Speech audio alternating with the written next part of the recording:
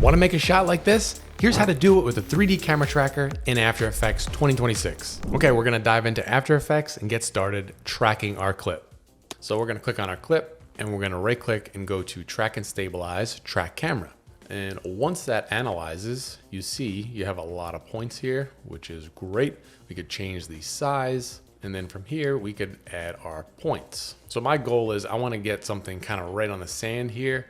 So I'm gonna try to create a point that kind of grabs both of these. So it's kind of the common denominator of these 2 points here. So I'm gonna click on that and click Create Null and Camera. And I'm just gonna move my null to get it where I want it. Okay, so we have our null tracked in the background there behind our subject, and we're gonna add our 3D object now. So we have this map pin that I got from Sketchfab. It's a 3D object, the GLB. You could bring any GLB into After Effects. So I'm gonna drag that in. I have to parent it to my null. So to do that, I'm gonna go to the parent pick whip, holding shift and dragging it onto my null. And once that pick whips, you see object has inherited that tracking data. So now I could kind of adjust it a little bit. I don't wanna go too far because it will start drifting because I actually don't have the exact point here, but because that has the common denominator of a foreground point sort of and a background point, it's gonna be pretty close. Let's take a look at that. That looks pretty good. Okay, so the next thing we have to do is add some lighting because obviously we're on a beach scene. There's a lot of lights coming in. There's shadows. You see where the shadows are hitting, which is a good thing. We want the shadows to go that way. So let's add a light. So I'm gonna go to New, Light, and I'm gonna change this to Environment Light. Hit OK. And that's way too bright. I'm gonna go to light options and I'm gonna change this to 100 for now. And then under defaults, I'm gonna map our background layer. So first thing I'm gonna do is duplicate our background and I'm just gonna call this reference. And I could hide it and I'll grab this as my environment layer. So you see what that does? It kind of uses that as the source in terms of the environment lighting. And if I make it a little brighter, you see it starts to blend in a little bit better with the scene. So now we have sort of our shade correct. Now we have to add a little bit more. So we're gonna add another light and this is gonna be spotlight. Let's bring this down to 100 and it's pointing in the right position, which is good. Since it's actually coming from the sun, I could bring this back quite a bit because if we look at our subject, the light's coming from almost above. So we almost have to come a little bit more top down with our light. Sort of like that.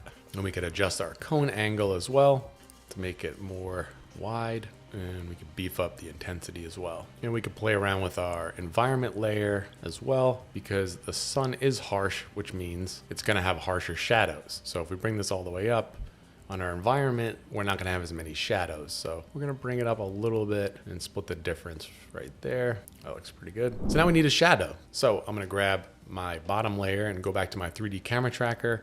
I'm gonna grab that same sort of bottom spot here and I'm gonna click Create Solid. And I could adjust the size here. I'll adjust the position here. I'm gonna make sure I bring that underneath my map pin. So my map pin layer sits on top of it. And since my shadow is gonna be going back that way, I could sort of angle it, bring it back, and I could scale it up.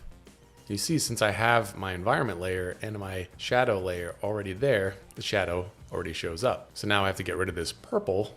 So to do that, I'm gonna go down to my track solid and I'm gonna go to material options and I'm gonna leave accept shadows on and I'm gonna turn to accept lights to only. And this is gonna just leave our shadow. You see if I move around my pin, the shadow moves as well, which is really cool. Another thing I could do, see my shadow's getting a little cut off there.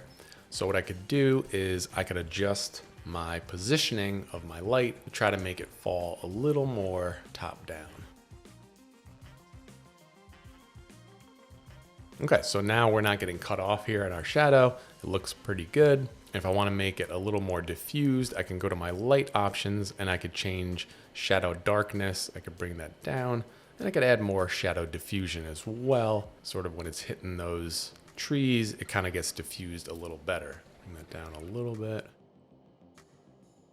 Okay, so now when we scroll through, we have our shadow here, which looks Pretty good. Okay, so if we want to bring that down a little bit more, I could bring down the opacity of my shadow layer just so it kind of matches the shadows a little bit more, and that looks pretty good. So now we kind of have to composite the actual shading and the lighting, maybe adding a nice light wrap to this. And in order to do that, we actually need to do a pre-render of this, or we could use the calculations effect. So I'm gonna do the calculations just so I could show you guys, but to pre-render it, obviously all you have to do is isolate the pin layer on its alpha channel, and then we're going to go to pre-render, and then we can make sure that we get high quality with alpha or lossless with alpha, and then bring that back in, and now it's just a flattened layer. But I'm going to show you guys the calculations effect. So this basically allows you to turn a 3D object into a 2D object while still maintaining all the 3D properties like tracking. So I'm going to add a new solid, and this could be any color. I'll just make it black. Make comp size and hit OK. And then I'm going to add the calculations effect to this layer. And under second layer, I'm going to go to map pin, and I'm going to make second layer opacity 100%. Then I'm going to duplicate this same effect, and under blending mode, I'm going to make this stencil alpha. And you see what this does? I could hide my map pin GLB file, and you see it creates a 2D layer with my 3D object. Okay, so the next thing we're going to do is we'll actually composite this. So I'm going to add a Lumetri color effect to this black solid layer. I already have it pre-dialed in. Just lower the contrast to it so it kind of has that little bit of a haziness to it. I could also add a lens blur. This is the Boris Continuum. So let's say we make this a little more subtle, maybe 0.5. That looks better. And then we could add a light wrap. You can create your own, or we could add it from the Continuum package as well. So we're gonna add that, and I'm gonna make my background the light wrap layer. And you see if I go to view and wrap only, and I isolate this, it shows you what it's doing. Basically taking the background and it's creating a wrap based on that layer. If I bring this back to output, you see the before and after here. If I punch in, just adds that little bit extra to it, which makes it blend in. Okay, so my pin looks pretty good. I just need to bring my shadow back. And in order to do that, I'm just gonna bring my GLB back. And because I have this over it, you're still gonna have the composite on top of it. If you guys like this tutorial, there's plenty more where that came from. So like and subscribe. Here are the final results. Thanks for watching.